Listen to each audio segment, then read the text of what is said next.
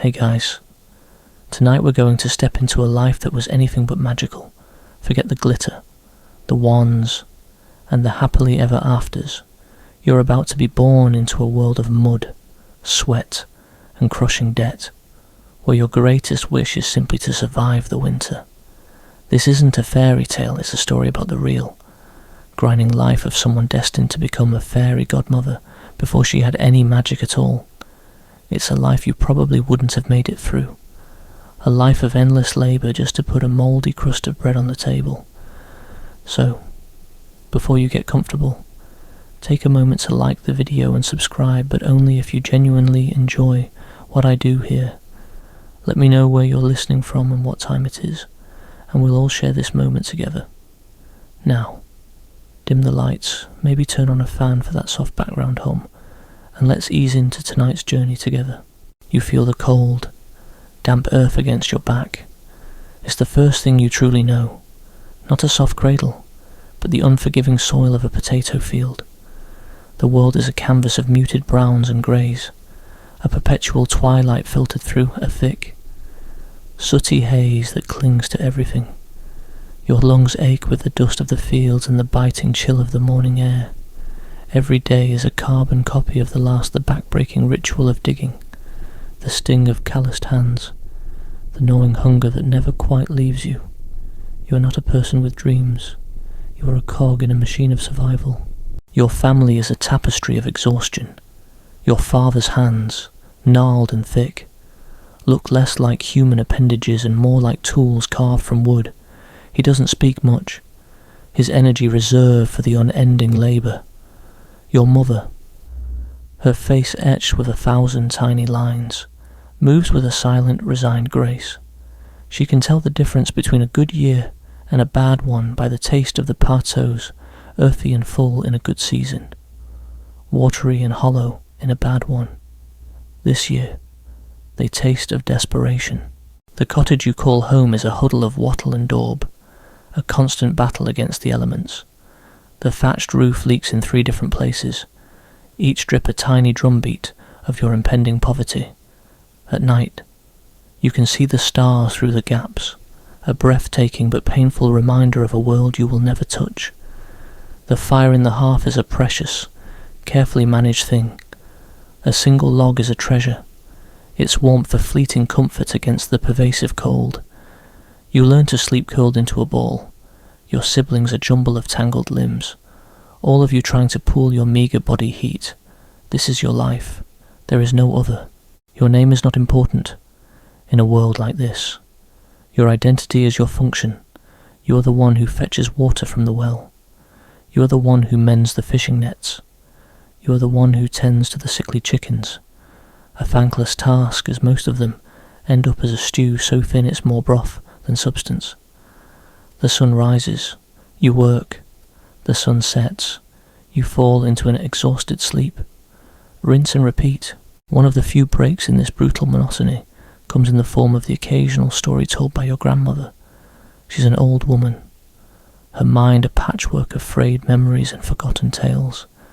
But sometimes, when the fire is burning low and the wind howls outside, she whispers of a different world, a world of magnificent castles, of princes and princesses, of enchanted forests and glittering magic.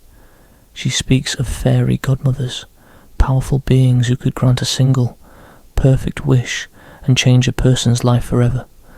You listen with the quiet skepticism of a child who knows the true weight of the world. Wishes are for fools. Wishes don't pay the rent or fix a leaky roof. Wishes don't stop the hunger pangs. Still, you can't help but be a little captivated by the image of a benevolent being, a powerful force for good. She describes them with a kind of reverence, their wands humming with light, their dresses woven from starlight and gossamer. You find yourself doing something you never thought you would. You make a wish. It's not a grand wish, not for a castle or a prince. It's small, born from pure, unadulterated cold. You wish for a warm blanket, just one, a heavy wool blanket that doesn't have holes in it, one that would make the night a little less miserable. You don't believe it will happen. Of course, but the act of wishing, even for a moment, feels like a release. A common historical fact you're learning right now, whether you realise it or not, is the sheer brutality of subsistence farming in this era, before widespread industrialisation. A bad harvest wasn't a financial setback, it was a death sentence. Entire families could be wiped out by a single season of blight or drought. And if you think a bad harvest is the only thing to worry about, you'd be wrong. There are also the ever-present landlords, those shadowy figures who own the land you work. They demand their share of the crop, no matter how small it is, and if you fail to pay. The consequences are dire. The life you're living is one of perpetual debt, a cycle that's almost impossible to break. You owe your life to the land, and the land in turn is owned by someone else. The sound of your younger brother coughing breaks the spell of the story. He's a tiny, frail thing, and the cough is a dry, hacking sound that rattles his small body. Your mother rushes to him, placing a hand on his forehead. "Fever," she whispers, her voice laced with fear. The word hangs in the air like a pall, a tangible threat. Sickness is just another creditor waiting to be paid. This brings you to a little-known detail in many historical communities like yours. Remedies weren't just herbal concoctions. They often involved strange and sometimes dangerous practices. Some would try to bleed out the fever, believing evil spirits or bad humours were the cause. Others would apply hot stones or poultices, made from whatever they could find, crushed insects, moss, even animal dung. The effectiveness of these cures was dubious at best, and many a child, like your brother, succumbed to an illness that would be a simple fix today. The reality is, your family's resources are so limited. A simple fever could be the end of him. There's no doctor, no apothecary, just your mother's desperate hope and the few bitter herbs she can forage from the forest. The historians are still arguing about the specific origins of the belief in benevolent magical beings like fairy godmothers. Some say it's a romanticised memory of ancient priestesses or powerful herbalists who offered aid to the sick and the poor. Others argue it's a purely mythological concept, born from the human desire for a deus ex machina, a divine intervention to save them from their miserable lives. The truth, you suspect, is far less grand.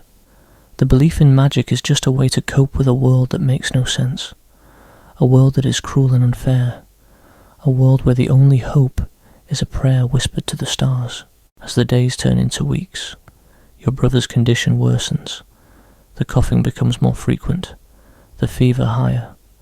The quiet desperation in your parents' eyes turns into a frantic, active search for a solution.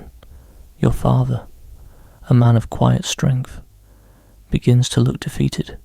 Your mother's hands, usually so deft and sure, tremble as she tries to coax a spoonful of thin gruel into his mouth. You watch, helpless, a knot of fear tightening in your stomach. There is nothing you can do, nothing any of you can do. The world is simply what it is. It doesn't care about a small boy's fever or a family's desperation. One cold, unforgiving morning, your father gathers the family together. His face is pale, his eyes hollow. "I must go to the city," he says, his voice a hoarse whisper. "I have heard of a man, a healer. He demands a great price, but he can save him." Your mother clutches your brother tighter, a flicker of hope in her eyes. But you know the truth. You know what it means to go to the city in search of a healer. It means selling everything you have, and then some. It means plunging your family even deeper into a debt that will surely crush you. It's a desperate gamble, a last-ditch effort. And you know, with the cold certainty of a life lived in poverty, that it will likely fail. As he packs his meagre belongings, you find yourself staring at his back. He is not a hero, not a knight in shining armour. He is just a man, broken by a world that offers no easy solutions. He is your father, and he is walking towards a probable failure, an undertaking born of love and desperation. You want to stop him, to tell him it's a fool's errand, that the money isn't worth it, that there's no such thing as a miracle, but you say nothing, because in your heart, a tiny foolish part of you is wishing for a blanket, wishing for warmth, wishing for a miracle for your brother. You are beginning to understand the allure of a fairy godmother, the powerful, dangerous pull of hope in a hopeless world, and it is in this moment of pure, unadulterated need that your life is about to change forever. The door creaks shut behind your father, a final, hollow thud that seals the silence in the small cottage. You watch the last wisp of smoke from the hearth disappear into the chill morning air, a tangible symbol of your fading hope. The silence is the loudest thing you've ever heard. It's the sound of a gamble, a desperate plea thrown into the cosmic void. Your mother cradles your brother, his small body a furnace of fever, his breathing a shallow, rattling gasp, his face, usually so full of childlike wonder, is now a mask of suffering. The hope your father left with is thin, a fragile thread that you can feel beginning to fray. You busy yourself with tasks, a futile attempt to fill the gaping hole in your heart. You mend a net, your fingers, once again, feeling the familiar sting of the coarse twine. You clean the few pots you own, scrubbing away at the caked-on soot, a pointless chore since they'll be dirty again by evening. You try to focus on the physical, the tangible, to stop your mind from wandering down the dark path of what-ifs. What if your father doesn't find the healer? What if he does, but the price is too high? What if he never comes back at all? The thought, a cold stone in your stomach, makes you drop a pot with a loud clang. Your mother looks at you, her eyes wide with fear, and you feel a jolt of guilt. You're supposed to be the strong one now, the one who stays behind, the one who holds it all together, but you're just a child, and the weight of this responsibility feels like a rock pressing down on your chest, making it hard to breathe. The world outside is just as unforgiving as the world inside. The window walls, a relentless beast scratching at the wattle and daub walls. The thatched roof drips, a slow, steady rhythm that seems to mock your family's plight. Remember the blanket you wished for? It feels like a lifetime ago. Now, your wish has grown into a desperate, silent prayer for your brother to just get better. Hours bleed into days, and the days are all a blur of worry and waiting. Your brother's fever spikes, and he begins to mutter in his sleep, his words nonsensical and disjointed. Your mother, exhausted and heartbroken, can only hold him and whisper lullabies that are more for her own comfort than his. It's in this moment of pure, unadulterated despair that a knock comes at the door. It's a sound you're not used to. Visitors are rare in your small, isolated community. It's usually just the landlord's men, their boots caked in mud, their faces grim as they demand their share of the crop. But this knock is different. It's firm, but not aggressive. It sounds almost polite. Your mother, startled, looks up from your brother.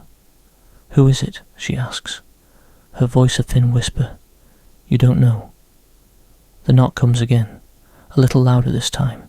You slowly, cautiously, make your way to the door.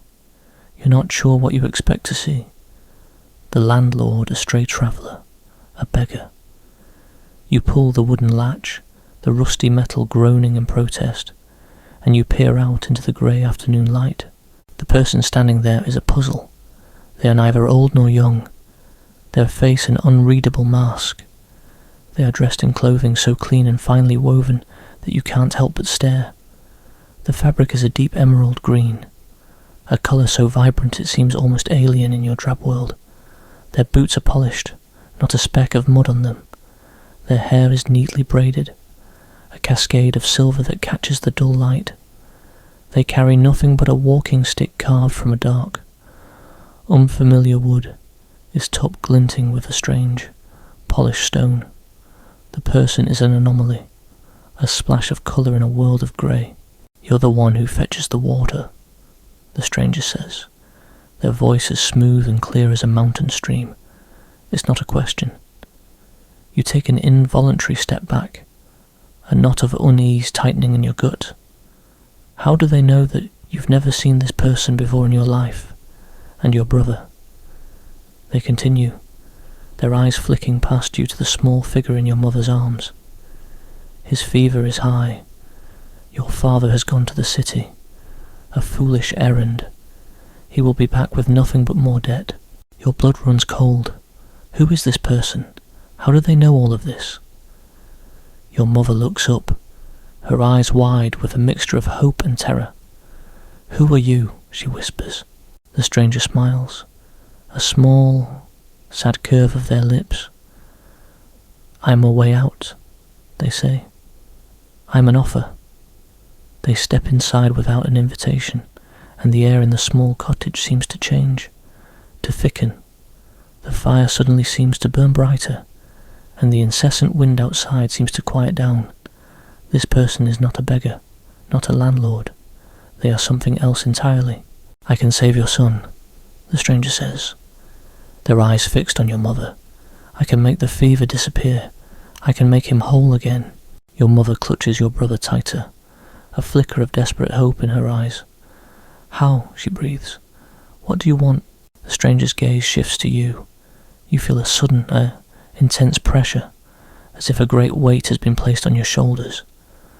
I don't want money, they say, their voice resonating through the small space. I want an apprentice, a hopeful soul with a purpose. You stare at them, your mind reeling. An apprentice for what? What could this person, this strange ethereal being, possibly have to teach you? The life you know is a life of labour, of mending nets and digging potatoes. This offer is a foreign language, a concept you can't even begin to understand. Your grandmother's stories of fairy godmothers flash through your mind, the beautiful, benevolent beings who grant wishes. But this person doesn't look like a fairy tale. They look like a deal. Here's a general historical fact for you. The stark social divide you're experiencing isn't just about wealth, it's about information and power. The common folks in this era were largely illiterate and isolated. Rumours and news travelled slowly, often distorted. The powerful, however, had access to scribes, messengers, and a network of spies and informants. It wouldn't be impossible for a wealthy or powerful individual to have agents who report on the movements and plights of peasant families, especially those living in desperation. They could easily know your father was gone, where he went and why. The stranger's knowledge isn't magic. Not yet, anyway. It's a power far more sinister and real information. The stranger holds out a hand to you. Their palm is smooth and unblemished. Not a callous in sight. I can offer you a different life, they say. A life where you are never cold, never hungry. A life where you can help others. But the price is high. You must come with me. You must leave this place, this life, behind forever. Your mother looks at you. Her eyes a desperate plea. Your brother's breathing is a ragged sound in the background. The choice is impossibly simple and impossibly hard.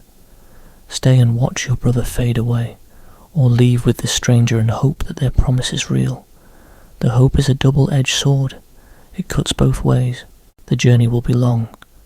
The stranger continues, their voice a hypnotic murmur. The work will be hard.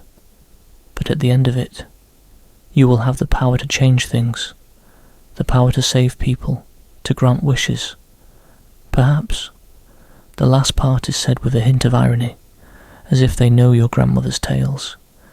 It's not the sparkling, beautiful image your grandmother painted. It's a promise of hard work, a life of servitude. It's a job, not a wish.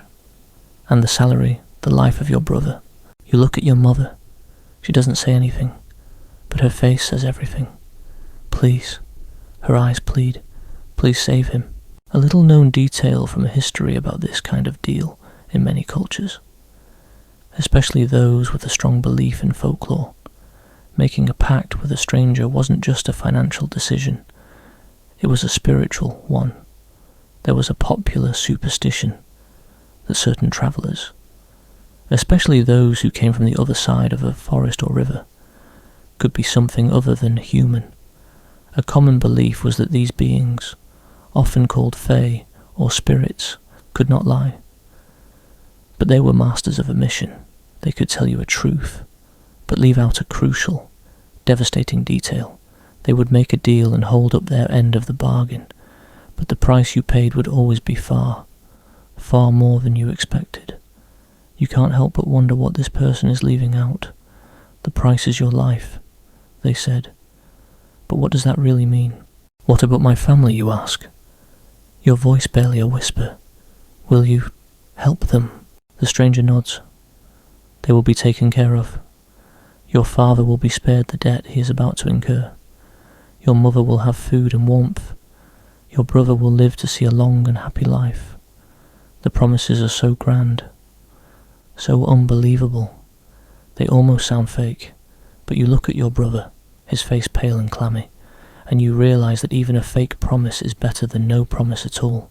You find yourself doing something incredibly stupid, something you'd never do in a normal situation. You laugh. A short, bitter bark of a sound. My whole life I've been wishing for a warm blanket, and now I'm being offered this. It's a joke, but it's a terrible one. The stranger doesn't seem to be amused, or maybe they are. It's hard to tell. They just stand there, their hands still outstretched, their gaze unwavering. Life is full of trade-offs, they say. A touch of weary resignation in their voice. You have to give something up to get something in return. That's just the way it is. The world is not a fairy tale. It is a negotiation. And that, my friends, is the most profound and cynical truth you've ever heard. You're being offered a bargain that is both a rescue and a damnation. A life of servitude for a life of comfort. A life of purpose for a life of pain. The historians are still arguing about the origins of stories of magical pacts and deals with the devil.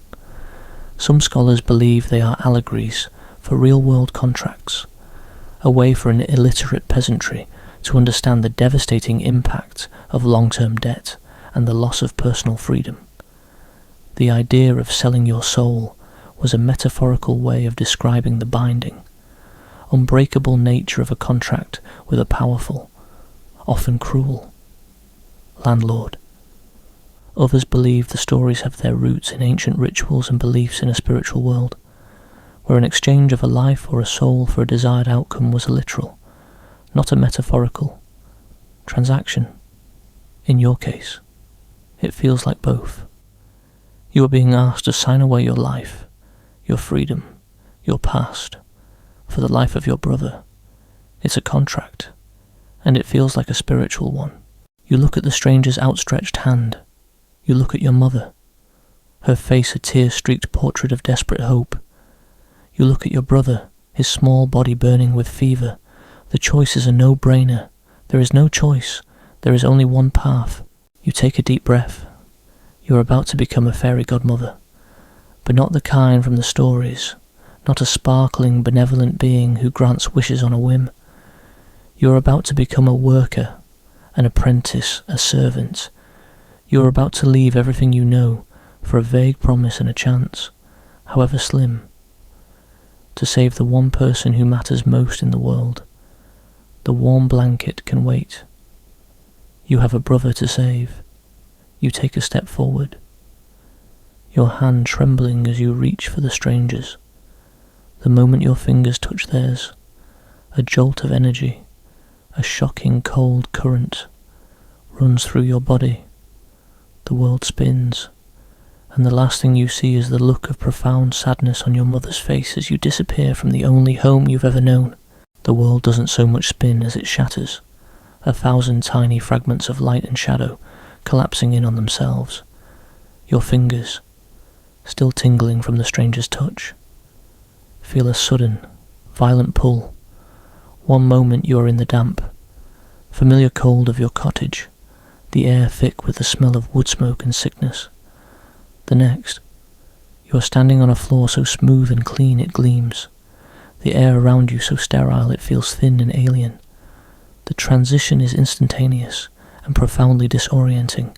There's no journey, no long walk or carriage ride, just here.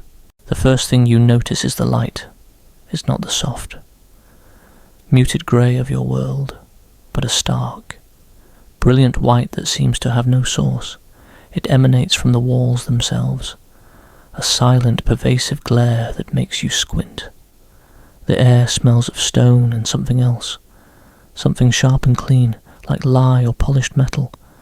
The stranger, who you now instinctively think of as the master, stands before you, their expression unchanged, their eyes like chips of jade.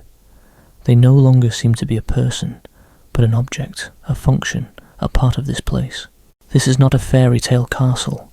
This is something else entirely. The room you are in is massive, a perfect cube of polished grey stone.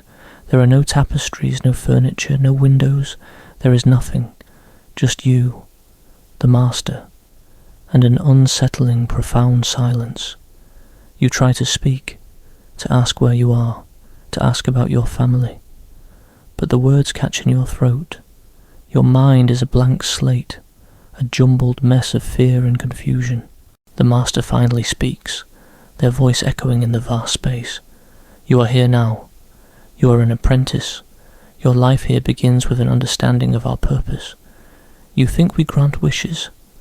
We do not. We restore balance. We mend what is broken, and to do that, we must be mended ourselves first. We must be forged. And with that, the real apprenticeship begins. It's not about magic. It's about labour. A kind of labour that makes your old life in the potato fields look like a lazy summer holiday. Your first task to clean the floor of the room you're in, not with a broom or a mop, but with a small, coarse stone and a bucket of water. You are told to scrub away at the polished surface, to make it even cleaner, an impossible task. You think the floor is already spotless, but you are given the stone and the bucket, and a look from the master that says very clearly, begin. You kneel down, your knees protesting the cold stone, and you start scrubbing. The sound of the stone scraping against the floor is the only sound in the room, a rhythmic, monotonous scrape that fills the silence. Your hands, already calloused from a life of toil, quickly become raw and blistered. You scrub and scrub, your back aching, your arms trembling with fatigue. Hours pass, the light never dims. The silence is broken only by the scrape of the stone and the occasional sigh of exhaustion you can't hold back. This is your life now. This is the price. A common historical fact you're learning right now, whether you realize it or not, is the brutal reality of historical apprenticeships in medieval and early modern Europe. An apprenticeship was often a form of servitude, not just a learning opportunity. The first few years were rarely about learning the trade itself. Instead, the apprentice would perform the most menial, grueling, and thankless tasks, cleaning the workshop, running errands, fetching supplies, and doing the master's bidding. It was a way to humble the new apprentice, to test their discipline and resolve, and to ensure their loyalty before they were taught anything of real value. The idea was to break them down and rebuild them as a part of the master's household and craft. You're not an apprentice for magic. You're an apprentice for servitude. The magic, you suspect, is a long, long way off. After what feels like an eternity, the master returns. They don't say a word. Just look down at your work. The floor, of course, looks exactly the same. You have done nothing. The master simply gestures to the far wall. Clean that, they command. And so you begin again, on the opposite side of the room, on an equally spotless surface. You don't get a break. You don't get a meal. You don't get a moment of rest. You just scrub. This is where you meet the others. They appear silently, one by one, emerging from doorways you didn't notice. They're all like you, young, worn out, and with a look of quiet, resigned despair in their eyes.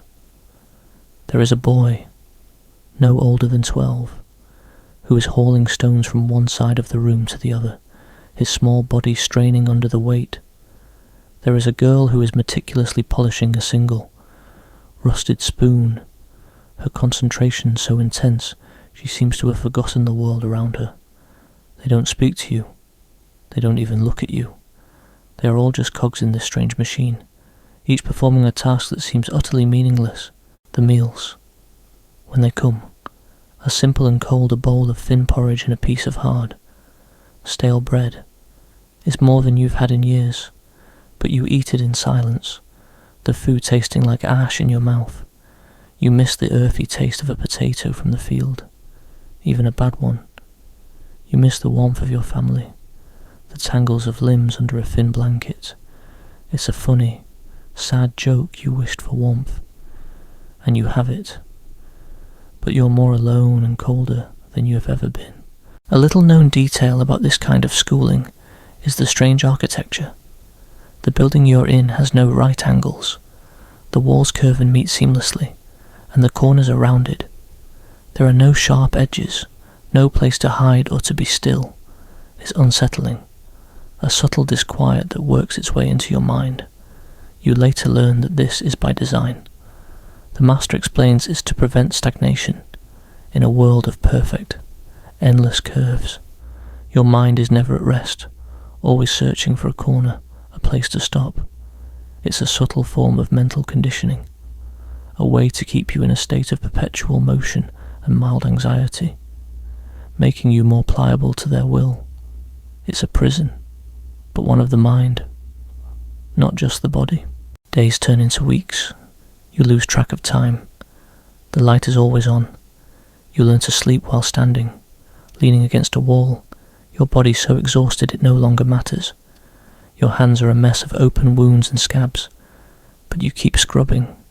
You clean floors, you haul stones, you polish stones, you sort through mountains of identical pebbles, looking for the one that is slightly off colour. The tasks are all equally tedious, equally pointless, but you do them. You have to. You made a promise, and your brother is depending on you. One day, you find a small piece of charcoal on the ground, a discarded tool from a previous task. It feels like a treasure, a relic from a different world. You find a moment alone, a rare gift in this place, and you use it to draw a picture on the smooth, grey floor. You draw your family, your mother, with her tired but kind eyes, your father, with his strong, gnarled hands, and your brother, his face free of fever, a bright, happy smile on his face. You look at it for a long time, the image a painful, beautiful ache in your heart. You feel a tear roll down your cheek, the first one you've shed since you arrived. The master appears, silent as a ghost, and stands over you.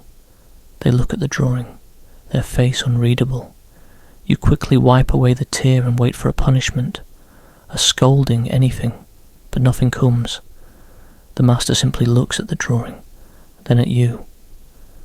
A memory is a cage, they say, their voice soft. It holds you back. It is a weight that will drown you. Forget the past. Focus on the now, on the work. They don't make you erase the drawing, but a few hours later, a new apprentice is sent to scrub that exact spot. You watch as your beautiful, painful memory is slowly, methodically, erased. The act is 1,000 times more brutal than if the master had simply done it themselves. It is a lesson in the nature of your new life. Everything you were is being washed away, bit by bit, by someone who is exactly like you. The historians are still arguing about the purpose of these kinds of initiation rituals. Some scholars believe that the use of pointless, grueling tasks was a way to test the psychological limits of the initiates, to see if they had the mental fortitude to withstand the rigours of true power. They argue that a mind broken and then rebuilt is a stronger, more disciplined mind, one that would not be tempted by the easy path. Others, however, believe that these rituals had a more sinister purpose. They argue that these schools were simply a form of indentured servitude, a way for powerful individuals to acquire free labour and to break the spirits of the apprentices, ensuring their complete obedience. The magic they promised, in this view, was just a carrot on a stick, a lie to keep the apprentices working. The truth, you suspect, lies somewhere in the middle. The master is trying to break you, to make you forget who you were. But the hope of saving your brother is the one thing that they can't scrub away. You are a worker, a servant, a tool, but you are also a promise, and that promise is a tiny, stubborn seed of defiance in the vast, polished, cornerless prison of your new home. It's what keeps you scrubbing, what keeps you lifting, what keeps you going. You may have given up your life, but you haven't given up your purpose, and that, you realize, is the one thing that will save you. The ceaseless grueling labour eventually ends, not with a flourish, but with a silent nod from the master. You are no longer scrubbing floors or hauling stones. The physical scars on your hands have healed into thick, unfeeling calluses. Your mind, once a tempest of desperate memories, is now a calm, empty lake. You have been forged just as the master promised, and you are ready. Ready for what? You don't know. You're simply ready. The master stands before you in the same sterile, cornerless room. Their faces a study in their quiet satisfaction. They hold a small, worn leather pouch in their hand, the kind a peasant might carry, but it feels heavy, almost full. Your first mission, they say, their voices flat and emotionless as the stone walls. You will leave this place, find a family in the village of Aldergate, and place this pouch where they will find it. You will observe them, but you will not interfere. You will not speak. You will not use the magic, not yet. You will simply be a ghost. The instructions are so simple, so mundane. They almost feel like a joke, after all that work, all that suffering, all that breaking down and rebuilding. You're an errand runner. You're a glorified delivery person. It's a bit like training for years to be a great warrior, only to be told your first battle is to deliver a strongly worded letter. You get it. You know. They're testing your discipline, but still, a little bit of a letdown. The master places a hand on your shoulder, and the world shatters and reassembles again. This time, the disorientation is less severe. You are standing on a dirt road, the air thick with the smell of wet earth and distant wood smoke. The light is a familiar, oppressive grey. The sound of a crow cawing in the distance is almost deafening after the profound silence of the compound. You're back, in the real world, a world of mud, and noise and suffering. You walk towards the village of Aldergate, the leather pouch a heavy, strange weight in your hand. The pouch isn't a magical artifact. It feels and smells of old leather, and the clink of the coins inside is a real, tangible sound. The journey is long and tiresome. You pass by fields, their rows of crops looking thin and sickly, just like your own used to be. You see other people on the road, their faces drawn and tired, their clothes patched and worn. You are a ghost, just as the master said. You walk among them, but you are not one of them anymore. You are clean, you are well fed, your hands are calloused, but they are no longer bleeding. You carry a secret, and it's a heavy one. A general historical fact that you're witnessing firsthand is the incredible isolation of rural life in this time period. A journey of even a few days to a neighbouring village was a major undertaking. Most people lived their entire lives within a few miles of their birthplace, and the world beyond their small community was largely unknown and full of rumours and danger. News travelled slowly, and what we might consider common knowledge was completely absent. The stark difference between your well-maintained clothing and the tattered rags of the villagers is not just a sign of wealth, it's a sign of a life lived outside the crushing, grinding poverty that is the norm for them. You finally arrive at Aldergate, a small, sad cluster of cottages that looks exactly like your own. You follow the master's vague directions, a single, faded image in your mind of a specific cottage. You find it, It's almost a perfect mirror of your childhood home. The thatched roof sags, a dark stain of a recent leak visible on the straw. The door is made of rough-hewn planks, and a tiny wispy plume of smoke escapes from a hole in the roof, a sign of a carefully tended fire. You feel a pang of recognition, a cold ache of memory. You peer through a crack in the wall, a window of opportunity into a past you thought you'd escaped. Inside, you see them, a family, a woman. Her face, a portrait of weary resignation, is stirring a pot over a meagre fire. A man, his back bent, is mending a broken chair, his movements slow and defeated, and a child, a small boy, his body racked by a persistent dry cough, is huddled under a thin blanket. The sight is a punch to the gut. The air is heavy with their desperation, their quiet suffering. It is your family all over again. You watch them, your mind replaying the final days before you left. Your father's grim determination, your mother's tear-streaked face, your brother's shallow, rattling breaths. The master didn't send you here to simply deliver a package. They sent you here to remember. They sent you here to watch. The purpose of this first mission, you realize, is to break the last remaining fragments of your old self. You are to be a witness to a suffering you could have endured, a suffering you are now powerless to stop. The feeling is excruciating. A little-known detail from folklore about such gifts is the superstition surrounding their delivery. In many old tales, it was believed that a gift left by a benevolent spirit or a magical being had to be placed in a specific way to be accepted. It couldn't be handed directly to the person.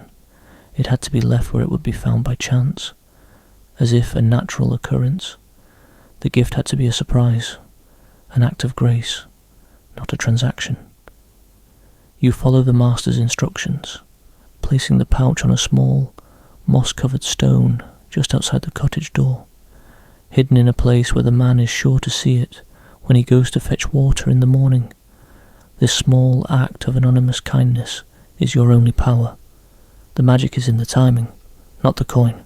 You wait, hidden in the shadows of a nearby tree, the cold seeping into your bones. The sun begins to set, the grey light turning a soft, pale orange. The man finally emerges, his shoulders slumped with the weight of the world, a wooden bucket in his hand.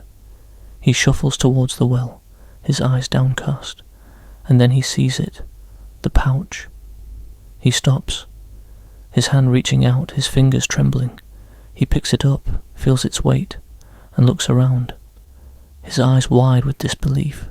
There is no one there. He opens the pouch, the soft clink of the coins a sound that echoes in the quiet of the evening. You see a look of pure, unadulterated hope flood his face, a joy so profound it makes you want to weep. He rushes back inside, the door opening and closing quickly. You hear the excited murmurs, the sound of your own mother's voice, a ghost from your past. And that's when the true nature of your role hits you. This isn't a wish. This isn't magic. This is a temporary fix. This money will buy food. It will buy medicine. It will keep them from starvation for a month, maybe two. But the fundamental problems are still there. The sick child will get sick again. The roof will still leak. The crops will still fail. The landlord will still come for his due. You didn't solve their problems. You just postponed them. You are a bandage on a gaping wound. The historians are still debating the origins of the fairy godmother myth. Some scholars argue that these figures were simply a way for the poor to cope with their helplessness, a fantasy of a powerful being who could grant them relief from their misery. Others suggest that the myth has its roots in a historical reality that is shadowy. Clandestine organisation of individuals with immense wealth and power did exist, and that they would occasionally intervene in the lives of the poor, not to solve their problems, but to manage them, to prevent total societal collapse and to maintain the status quo. These godmothers, in this view, were not benevolent wish granters, but social engineers, agents of control. Your mission, you realise, fits this theory perfectly. You are not a saviour, You are a manager of misery. You feel a profound sense of emptiness, a cold void where your hope used to be. The Master was right. This is not about granting wishes. It is about restoring a balance that is constantly in danger of tipping over, a balance built on the suffering of others. You are not a force for good. You are a force for the status quo. You are a tool, and you are broken. You turn your back on the cottage. The sound of their quiet joy a cruel echo in your mind.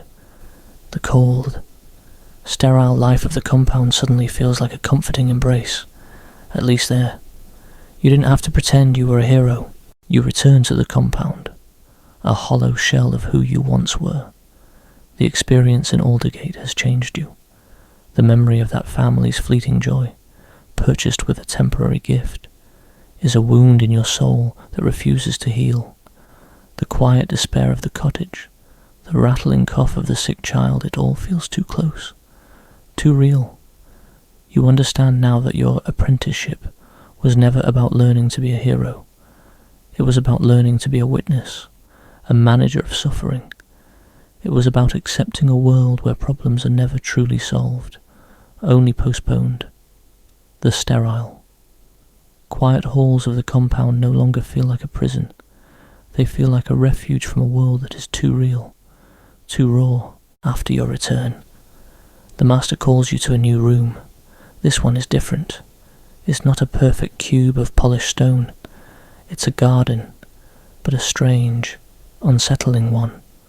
The plants are all perfect, vibrant, and lush on one side of the room. On the other side, they are withered brown and dying. There is a precise invisible line down the centre of the room, a stark boundary between life and death.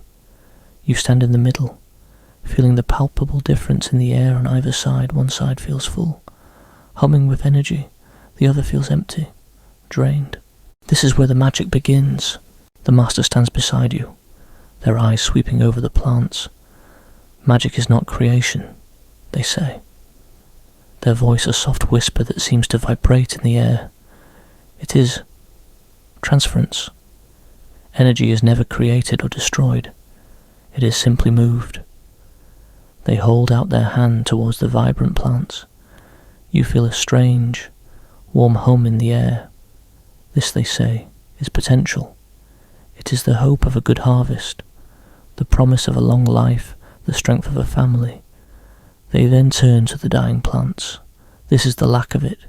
This is despair, sickness, and failure. Your heart sinks. You already know what they are going to say. You already understand the awful, terrible truth. The magic is a zero-sum game. To give, you must first take. To create life, you must steal it from somewhere else. The wishes of the world are not granted. They are simply relocated. This isn't a magical gift. It's a form of cosmic spiritual theft. You are not a saviour. You are a thief of hope. A fairy godmother is just a professional pickpocket of the human soul. It's almost funny. If it wasn't so profoundly grim, here's a general historical fact that's terrifyingly relevant to your new reality. The belief in sympathetic magic, or contagion, was widespread in many pre-modern societies. People believed that a person's life force, or their luck, could be transferred to another person through a ritual, a specific object, or even a shared space. A common belief, for example, was that a healthy person could transfer their strength to a sick person by sharing a bed, or by placing a piece of their clothing under the sick person's pillow. The reverse was also believed to be true, that you could catch a person's bad luck or illness by coming into contact with their personal effects. This is the terrifying, ancient truth behind the Master's lesson. The magic you are learning is a controlled, focused version of this belief. You aren't casting spells. You are performing an act of cosmic contagion. The Master then reveals the personal cost. They place a hand on your temple. You feel a cold, piercing sensation, a momentary emptiness in your head. Every act of transference comes at a cost. They say, you are the vessel. You are the conduit.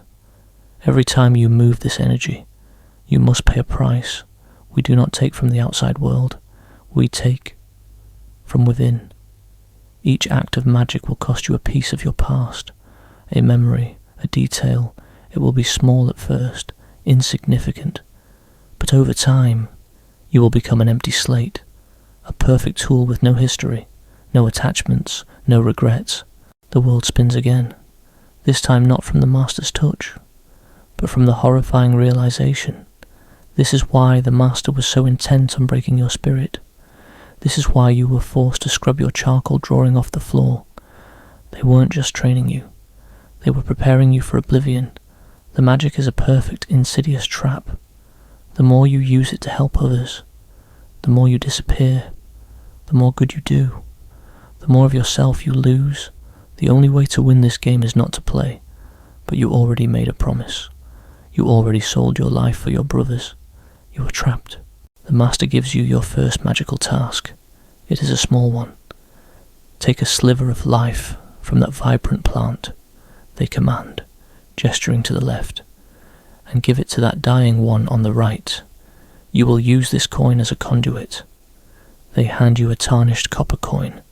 You take it, your hand trembling. This is it, the first step on the road to disappearing. You do as you are told. You hold the coin in your hand. Close your eyes and focus on the vibrant plant. You feel the hum of life, the surge of energy. You picture a small, shining sliver of that life, a tiny spark of green, and you pull. It's not an act of will, but an act of emptiness. You feel a cold, hollow sensation in your chest, a sudden vacuum of being. You open your eyes and turn to the dying plant. You hold the coin towards it and push the energy out. It feels like a breath leaving your lungs. The dying plant shudders, and a single new green shoot unfurls from its withered stem. It's a miracle, a tiny act of creation. But in your mind, a memory is gone. It's a small one, the colour of your father's favourite shirt, a shirt he wore on Sundays, the one he wore when he told you a story. You can still see his face, you can still hear his voice, but the vibrant, deep blue of the shirt is just gone. A blank space in your mind that costs you the first payment. It's a chilling, terrifying feeling. A little known detail about this kind of magic is the peculiar way the conduits are chosen. The master explains that the object used for transference, like the copper coin, has to be of no personal value to the person wielding the magic. It has to be an empty vessel, just like you. If you used an object of personal significance, a piece of jewellery, a family heirloom, the transference would be flawed. It would be tainted with your own emotions, your own desires. The magic would be corrupted, and the cost would be far, far greater. The coin is a perfect conduit because it is just a thing, a piece of metal with no history, no meaning, just like you are slowly becoming. The historians are still debating the philosophical implications of this kind of magic in folklore. Some scholars argue that the idea of a zero-sum magic, where a wish for one person comes at a secret cost to another, is a commentary on the nature of real-world economies. They suggest that the magic is a metaphor for a system where one person's gain is always another person's loss, and that the benevolent Godmother is a stand-in for a powerful, hidden hand that manipulates the lives of the poor for its own ends. Others believe that the myth is a more personal one, a story about the danger of sacrificing one's identity for a noble cause, and the moral ambiguity of doing good by doing harm. In your case, you realise both are true. You are a pawn in a larger game, and you are losing yourself in the process. You stare at the new green shoot on the dying plant, the single, perfect proof of your power. You did it. You performed a miracle, but the cost was a part of you. You feel a profound, aching loneliness. The memories of your family, the only thing that kept you going, are a resource now, a well that is slowly being drained. You are a walking paradox, a fairy godmother who grants wishes by stealing them, and a person who is slowly, steadily disappearing. The path ahead is not one of glory, but of slow, quiet self-annihilation. Your existence settles into a new kind of rhythm, a silent, painful dance of giving and taking. The compound is your world, your tasks are your life. You perform countless acts of transference, moving tiny bits of hope and potential from one place to another. You revive a dying patch of moss in the garden, and you forget the specific shade of your mother's hair. You bring a withered flower back to life, and you lose the memory of your father's laugh. Each miracle is a small, quiet death. You are becoming a ghost, a perfect empty vessel. You are not alone in this hollow existence. The other apprentices are there, silent shadows moving through the halls, each one an echo of your own silent suffering. You see them, but you don't see them. They are just other tools, other vessels, each paying their own terrible price. You think of them as an extension of yourself, a reflection of your own slow, steady disappearance. And then she arrives, a new apprentice. She's no different from you when you first came, a child with fear in her eyes and the memory of a desperate pact weighing on her soul. But there's a fire in her, a flicker of defiance that you haven't seen in this place before. While the rest of you move with a kind of resigned grace, she moves with a jerky, angry energy. When the master tells her to scrub a floor, she scrubs with a vengeance, her movements filled with a kind of furious, impotent rage. She's not broken yet. You are drawn to her, not with a feeling of camaraderie, but with a sense of morbid curiosity. You watch her, a silent observer. She is a mirror, a reflection of the person you once were, a painful reminder of the life you have almost forgotten. Her name, you learn, is Alara. She is assigned to work alongside you, sifting through a mountain of sand to find a single, specific type of pebble, a perfectly pointless task, as the master's tasks often are. As you work, a strange silent communication begins. It's not through words, it can't be. The master's compound is always listening, always watching. It's in the small things. The way she looks at you when the master isn't around. A quick, intense flash of shared anger. The way her hand brushes against yours as you both reach for a pebble. A fleeting moment of human contact in a world of stone and silence. You see it in her eyes, the same pain, the same terrible realization, the same silent question. Why? The general historical fact that you're living out right now is the power of covert communication among the oppressed. Throughout history, prisoners, slaves, and political dissidents have developed intricate systems of coded language and non-verbal cues to communicate right under the noses of their captors. It could be a specific arrangement of objects, a seemingly innocuous phrase with a hidden meaning, or even a subtle rhythm of a song. In your silent, sterile world, a quick glance, a shared sigh, or a momentary pause in your work is a language of rebellion, a way of saying, I see you, and I know. It's a language of solidarity in a world designed to isolate you. One night, the master is gone. The silence in the compound, usually so profound, is even deeper now, a kind of empty, expectant quiet. You find yourself alone with Alara in a long, curving hallway. You don't have much time. You whisper, your voice a dry, unused thing. Your family did you? She nods, her eyes fixed on yours. My sister, she whispers back, her voice raw with emotion. She was sick. The master promised a long life for her.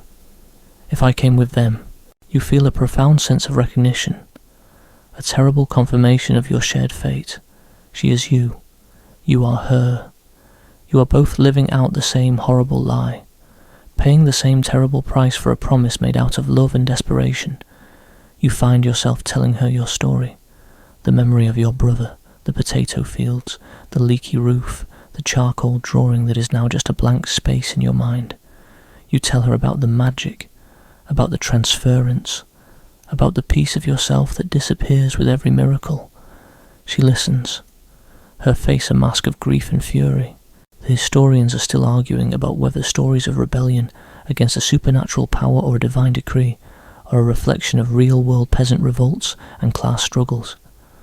Some scholars believe that the hero who defies a god or a sorcerer is a stand-in for the peasant who defies a cruel lord, and the magic in the stories is a metaphor for the unfair, unbreakable power of the ruling class. They argue that these stories are not just entertainment, they are a form of social commentary, a way for the poor to express their anger and their hope for a different world. Others, however, believe that these stories are purely mythological, a way to explore the human desire for freedom and autonomy in a world where it is often denied. You realize now that both interpretations are true. You are a pawn in a larger game, but you are also a person, and your desire to be free is real. You and Alara begin to plan. The planning is not a grand, dramatic affair. It's a series of whispers, a handful of stolen moments in the quiet of the night. You talk about the nature of the magic, about the cost, about the lie of it all. You whisper about the master, about their purpose, about the system they are trying to uphold. You talk about freedom. But how do you get free from a prison that holds you with a promise? How do you break a pact that you made yourself? A little known detail about the master's compound there is a flaw. A small, almost imperceptible flaw in the otherwise perfect design. There is a single, small crack in the stone floor of the garden room, a tiny hairline fracture that runs along the boundary between the vibrant and the dying plants. It is the only imperfection in the entire building. The master has never seemed to notice it. Or perhaps they have and have decided it is not a problem. You and Alara discover it as you are working. It is a tiny physical symbol of hope, a crack in the foundation of this perfect, terrible world. It is a reminder that even in the most perfect prison, there is always a way out. The crack is your shared secret, your symbol of rebellion. It's what you both whisper about. The one flaw in a system that seems to have no flaws at all. Your first act of defiance is small, almost comically so. You are given a single, withered flower to revive, a task so simple it feels like an insult. You are meant to take a tiny bit of life from a healthy plant and transfer it, but you don't. You and Ilara, with a shared silent glance, do something different. You hold the flower, and instead of taking life from another plant, you pour a tiny bit of your own remaining memory into it. You give it a memory of your home, of the smell of rain on the dirt, a memory of a time before the world of stone and silence. Ilara does the same, pouring a memory of her sister into the flower. The flower doesn't just revive, it blossoms into a strange, beautiful colour you've never seen before. It's a defiant act, a small, tiny miracle born not of theft, but of sacrifice. You have used your magic not to manage misery, but to create a small piece of beauty. The cost, another memory gone, a piece of your old life gone forever. But this time it feels different. It feels like a choice. It feels like rebellion. The defiant act, the blooming of a flower with stolen memory, is a beautiful and dangerous thing. It is a tiny, vibrant spark of colour in a world that has been scrubbed clean of all but the most functional shades of grey. You and Alara watch it. Your heart's a mix of pride and fear. It is proof that you are not just tools. You are still people. You still have a soul.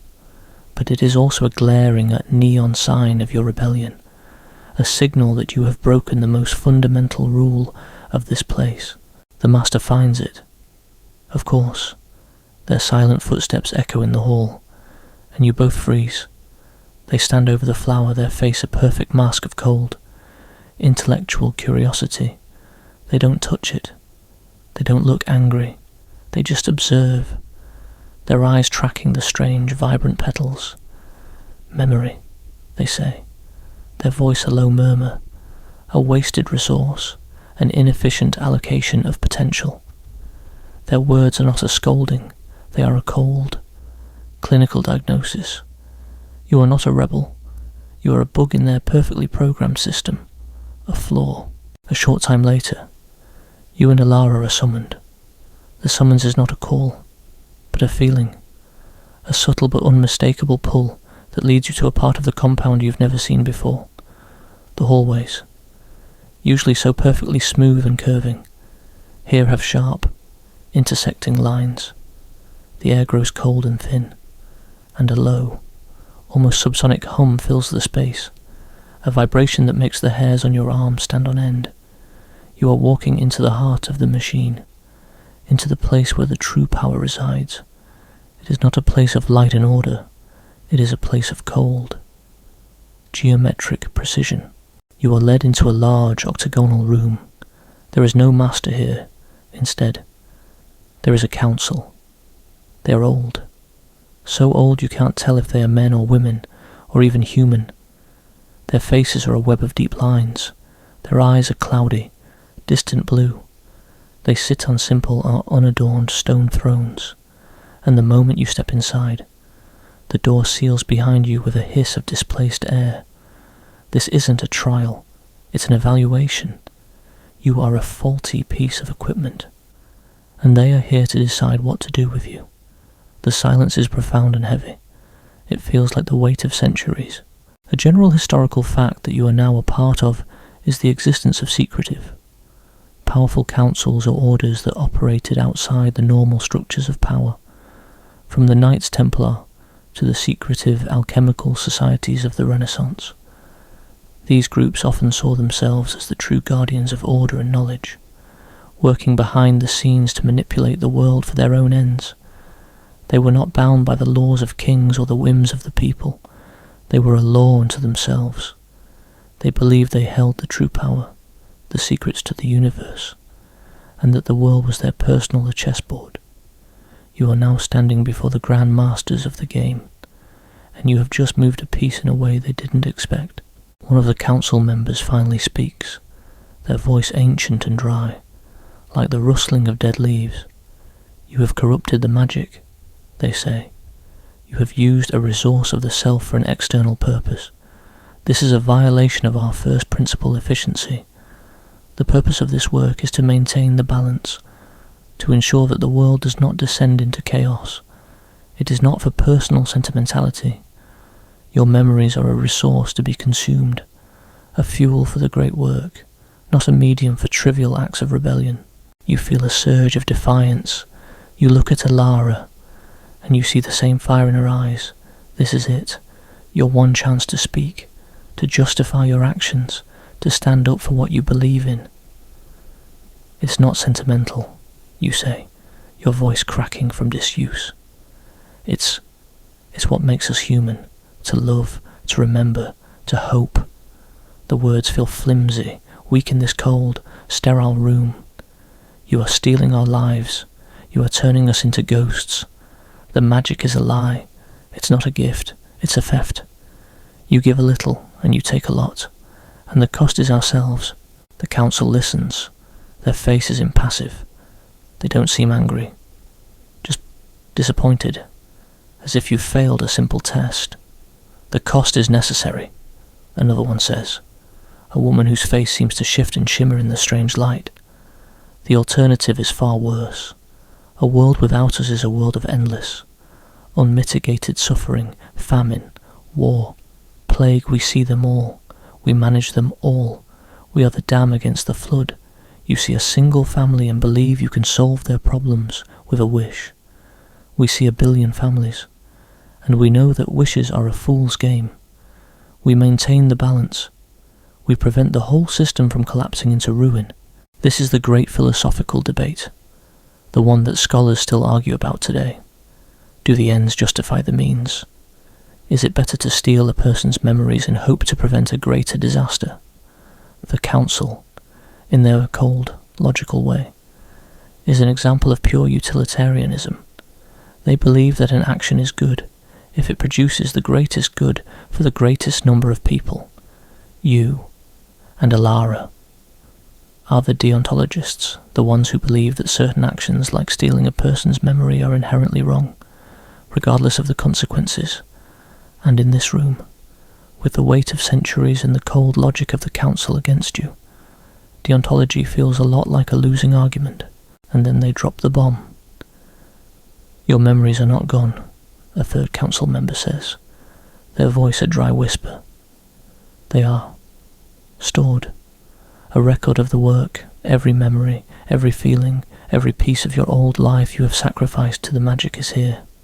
In this place, we have a library of your lost lives, a resource to be used for the next generation of apprentices. You see, nothing is ever truly wasted here. We are the ultimate conservationists." The revelation is so chilling, so profoundly cruel, it almost takes your breath away. Your memories, the only things that made you you, are not gone. They are a book on a shelf, a file in a cabinet, an inert, exploitable resource. You are not just being broken, you are being catalogued. Your suffering is not a sacrifice, it is a donation to a larger, more terrible cause. The one thing that gave your sacrifice, meaning the idea that you were disappearing for a greater good, is a lie. You are simply a resource to be exploited. A little known detail about the council's chamber: the air in the room is not just cold, it's alive. You suddenly realize that the low hum you feel is not a machine. It's the hum of a billion lost memories, a symphony of forgotten lives. The air itself is thick with the psychic residue of every apprentice who has ever passed through this place. The council is not just speaking to you. They are surrounded by a chorus of your silent, deadened predecessors. You can almost hear them, a silent echoing whisper of 1,000 lives lost, 1,000 memories stolen, all for the sake of the balance. "We are not cruel," the master says, their voice suddenly joining the conversation, an almost gentle note in the cold symphony. "We are simply practical. We are the fairy godmothers, but we are also the janitors of the universe. We clean up the messes, and sometimes you have to break a few eggs to make an omelette." The phrase, so simple and so mundane, is a chilling summary of their entire philosophy. You and Alara are the eggs, and the omelette is a world of controlled misery. You look at Alara, and you see the truth in her eyes. You have been a fool. Your rebellion, your small act of defiance, was a child's tantrum against a machine that has been running for millennia. You are a tiny, insignificant cog, and you have just been told to get back to work. The confrontation with the council leaves you and Alara with a cold. Hard truth: your suffering is not a sacrifice, it is a resource. Your memories, the only things that made your pact with the master bearable, are being stored, catalogued, and exploited. You are not a hero, you are a battery. You are sent back to your tasks, but something has fundamentally changed. The quiet despair is gone. The resignation has been replaced with a burning, white-hot fury. You are not just a rebel anymore. You are a threat to their perfect, terrible system. The escape plan is born out of this fury. It is not a dramatic, swashbuckling affair. It's a quiet, desperate and meticulous plan. A whisper of defiance in a world of deafening silence. Your shared secret. The tiny hairline crack in the stone floor of the garden is no longer just a symbol. It's a door. It's the only flaw in their perfect machine. And you and Alara begin to study it with a newfound obsession. You watch the strange way the light shimmers around it. You feel the subtle shift in the air, a kind of psychic bleed from the outside world. It's a weak spot, a single point where the fabric of their reality is thin and frayed. The magic you have been taught is now your greatest weapon. It is not the grand, powerful magic of fairy tales. It's a subtle, insidious thing. You and Alara begin to use it not for your tasks, but for your escape. You learn to transfer not just hope and potential, but attention itself. You drain a tiny bit of the master's awareness, their focus, and you transfer it to a distant corner of the compound. You do this 12 times a day, a slow, painstaking process that makes the master glance over their shoulder for no reason. It's a game of misdirection, a quiet, internal rebellion that they can't possibly detect. You are literally making them look away. one fleeting thought at a time. The absurdity of it all is almost funny. A fairy godmother whose greatest spell is to make people forget what they were just looking at. A general historical fact that makes your escape so perilous is the real-world consequence of escaping bonded servitude. In many cultures, a master or lord had the legal right to pursue and punish an escaped servant, sometimes with extreme prejudice. The outside world offered no easy refuge. There were no friendly cities waiting to welcome you, no benevolent authorities to protect you. The master, and the council they serve, have an entire world of agents and informants. They are not just an institution in this one compound. They are a pervasive force, a shadow government. To escape is not to be free. It is to become a hunted thing, a ghost in a world that you are no longer a part of. The master's reach is long, and you know they will not give up easily. The night of the escape is a blur of heightened senses. The air feels electric, the silence so loud it's almost painful. You and Alara move with a quiet, practiced grace. Your body's long since accustomed to the demands of this place. You use your subtle magic to create a series of distractions, a carefully choreographed dance of misdirection, a sudden flicker of the strange, pervasive light in a distant hallway, a momentary shift in the low hum of the compound. You slip away from your tasks, your heart a frantic drumbeat in your chest, and you make your way to the garden room. The crack is waiting for you. It's no longer a hairline fracture, it's a seam, a jagged line of light that pulses with a strange, otherworldly energy. This is not a simple flaw in the floor, it is a gateway, a point of intersection between their world and yours. A little known detail about this kind of metaphysical escape route is that it is not a physical passage, but a spiritual one. You cannot simply step through it. You must pay a toll. To truly sever the link with the compound, to break the master's hold, you must give up something of yourself. The crack is a kind of gatekeeper, and it demands a final, terrible sacrifice. The cost is not a piece of your memory, it's the memory of the reason you came here in the first place. Alara goes first. She closes her eyes, a look of profound pain on her face. You watch as she whispers a single word, a name, her sister's name, a beautiful, forgotten sound, and with that word, a golden thread of light leaves her body and is absorbed by the crack. She falls to her knees, and when she stands, her face is a blank slate. The memory of her sister, the love that drove her, the entire reason for her sacrifice, is gone. She is a free woman, but she's a ghost, a free ghost.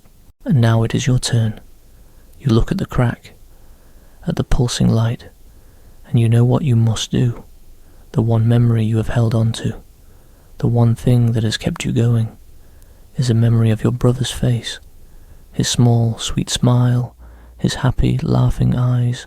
It is the last, clear image of your family, the only thing you have left, and you must give it up.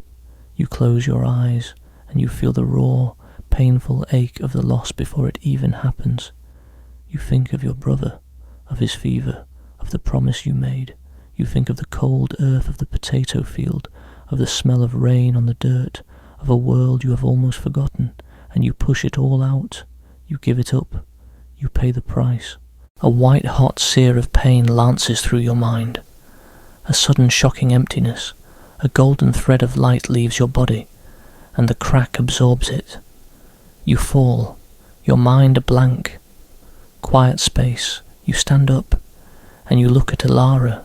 She's a stranger, a beautiful, sad stranger. You have no memory of her sister. You have no memory of your brother. The pact is broken. You are free, but you have no memory of why you are free. The sacrifice has cost you everything. You are now a fairy godmother with no magic, and no purpose. You are just a person, lost in a world you no longer recognize. The historians are still arguing about the true meaning of a story like this. Is a person truly free if they have lost the memory of what they were fighting for? Is freedom an external state, a lack of chains? Or is it an internal one, a sense of self-worth and purpose in your case. You have both lost and gained. You have gained a kind of freedom, but you have lost the one thing that gave it meaning. The ultimate irony of your escape is that you have become what the Master wanted you to be all along, a person with no past, no attachments, no regrets, a clean slate, a ghost. You have broken free from your cage, but you have paid a price that makes the cage look like a luxury. You and Alara step out into the real world, the world of mud and dirt and suffering, but you are no longer a part of it. You are outside of it. You are two ghosts, two people with no history, no past, no purpose. You are a great escape, but you are also a terrible, terrible loss. The world you and Alara emerge into is a shocking assault on your senses. The air, once so sterile and thin, is thick with the smell of wet earth and distant cooking fires. The light, once a pervasive, featureless white, is now a mottled, shifting tapestry of sun and shadow. The noises, once a low, distant hum, are now a chaotic symphony of human voices, animal calls, and the creak of 1,000 different things. You are free, but you are not reborn. You are two ghosts, two people with no history, no memory of why they are together or why they are free. You find a small, quiet village nestled in a valley, far from where you started. The people are simple, kind, and hard-working. Their face is a mirror of the faces you saw in Aldergate, a painful, unrecognizable echo of your past. You and Alara, in a quiet, wordless understanding, find work. You work as farmhands. Your hands, once so raw and calloused from pointless labour, now find a real purpose in the soil. Alara, with a strange, innate precision, finds work as a weaver. Her fingers, once so deft at polishing a worthless spoon, now create beautiful, intricate patterns. You are not fairy godmothers. You are just two people trying to survive. Your life is mundane. It is simple, and for the first time in a long time it feels real. The past, though, is not gone. It lives in you, in a strange and unreadable language of scars. You still have an uncanny ability to read a room, to feel the emotional pulse of a person. You can still sense the potential in a field of crops, the hope in a tired family, even though you can no longer manipulate it. It's a phantom limb, a remnant of a power you once held. It's a strange, psychic echo of a life you can't remember, a skill you possess but can no longer use. Alara has her own scars, a quiet, almost constant sadness in her eyes that you see reflected in your own. You are both two halves of a forgotten whole, two lost souls trying to find their way home, to a home they can't remember. A general historical fact that you are now a part of is the profound social and psychological need for community, in the absence of a shared past. You and Alara find a new kind of family in this village. Your bond is forged not in shared memories, but in shared present. The villagers, though they are strangers, offer a sense of belonging, a collective identity that helps fill the void left by your lost past. They are a buffer against the loneliness, a collective memory that you can draw on, even if it's not your own. You find a kind of peace in this, a quiet comfort in the knowledge that you are no longer alone in the world. This is what it means to be a person, not a tool. Your days are simple and repetitive. You rise with the sun, you work, you eat a simple meal, and you sleep. The work is hard, but it is not pointless. There is a tangible result to your efforts. The crops you plant grow. The loaves of bread you bake are eaten. There is a sense of accomplishment in this, a kind of dignity that was absent in the cold, sterile world of the compound. You and Alara, though you never speak of the past, find a kind of solace in each other's presence, a glance, a small smile, a shared meal. These are your memories now. These are the things that are building your new life. A little known detail from folklore that you are now a part of is the belief in blessed or cursed land. in your village. There is a strange, shared superstition that the land has a kind of spirit, and that if you don't appease it, it will turn on you. The villagers have a specific ritual they perform every spring, a kind of prayer or offering to the earth, to ensure a good harvest. You, with your uncanny ability to feel the potential of the land, can feel the ritual working. You can feel the land humming with a quiet, satisfied energy. It's a kind of magic, a shared collective magic, that is more powerful and more real than any of the transference tricks you were taught. It's a reminder that not all magic is a zero-sum game. The historians are still arguing about the philosophical debate of whether an individual's freedom is worth the suffering of others. In this quiet, peaceful village, the question feels moot. You are free, you are happy, the world is fine. The balance, it seems, is holding. But then, the first whisper of a new threat arrives. A travelling merchant passes through your village, his face grim. He speaks of a great drought in the south, of crops withering in the fields, of a coming famine that will sweep across the land like a plague. He says the rivers are drying up, and the people are beginning to fight over the last drops of water. He says the world is spiralling into chaos. You and Alara share a look of cold, terrible recognition, the balance the council spoke of, the terrible necessary lie they were protecting, is beginning to unravel. The suffering you were supposed to manage is now happening on a scale you can't even begin to comprehend. The world is falling apart, and you are no longer a part of the solution. You are no longer a part of the problem. You are just a witness. The freedom you paid so dearly for is now the freedom to watch the world burn. The terrible, dark irony of it all is a punch to the gut. The omelette that the council was protecting is now a mess of broken eggs. You have no magic. You have no memories. You have no way to help. The old world of quiet, managed misery is gone, replaced by a new, more terrifying one of open, unmitigated chaos. And you are a ghost in the middle of it all, a person who chose freedom and, in doing so, may have doomed the world.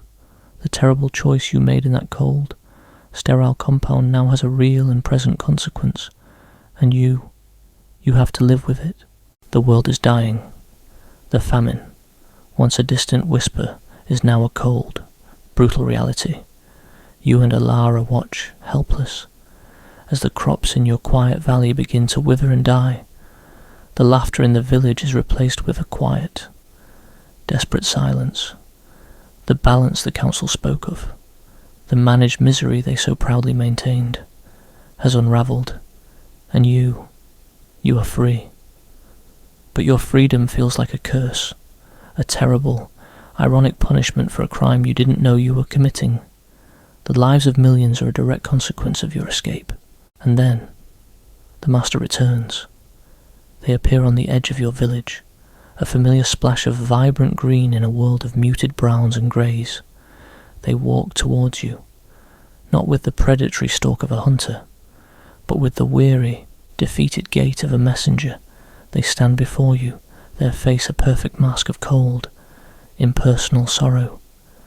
The world is in chaos, they say, their voices flat and emotionless as a stone.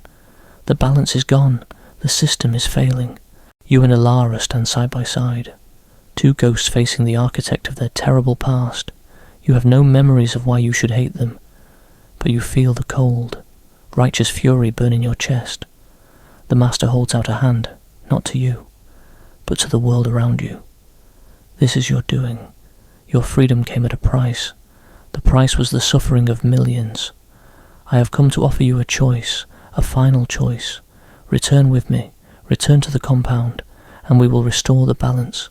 We will restore you. Your memories will be returned. Your power will be yours again, and the world will be saved. The offer is a cruel, terrible temptation. The world is spiralling into ruin. The master is offering you the chance to fix it, to be a hero, to be the fairy godmother you were meant to be.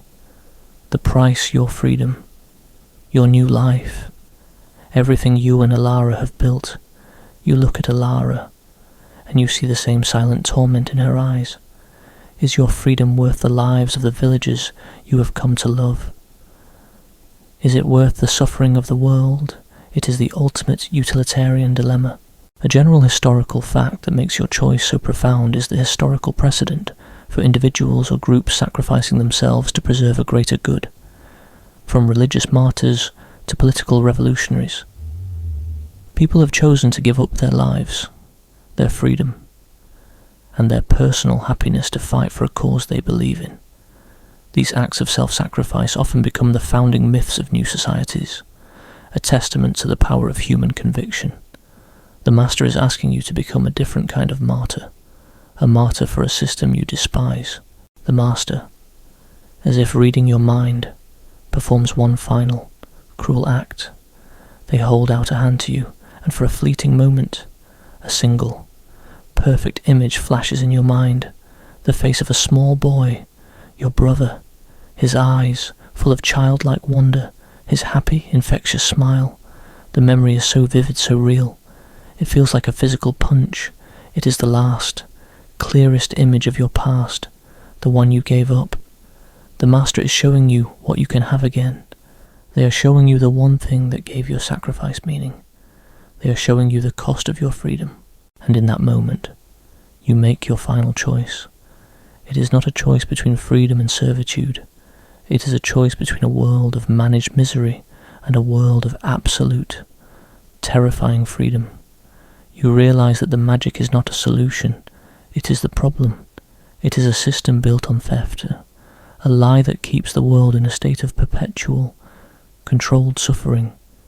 You and Alara share a look, a final, silent moment of understanding. You realize that the only way to truly save the world is not to fix the system, but to destroy it, to make the magic disappear forever. A little known detail about the compound that you both now remember is a shared, forgotten knowledge. You remember that the crack in the garden floor was not just a gateway. It was a kind of a metaphysical seam, a point where the magic of the compound and the magic of the world were most connected. You realized that if you could sever that connection, if you could make the crack not a door, but an ending, you could destroy the entire system. You could destroy the Master, the Council, the compound, and the magic itself. But you would have to pay a price, not with a memory, not with your freedom, but with your very existence. The historians are still debating whether humanity is better off with, or without a hidden hand, is a world of absolute freedom, where people are responsible for their own choices and their own fate.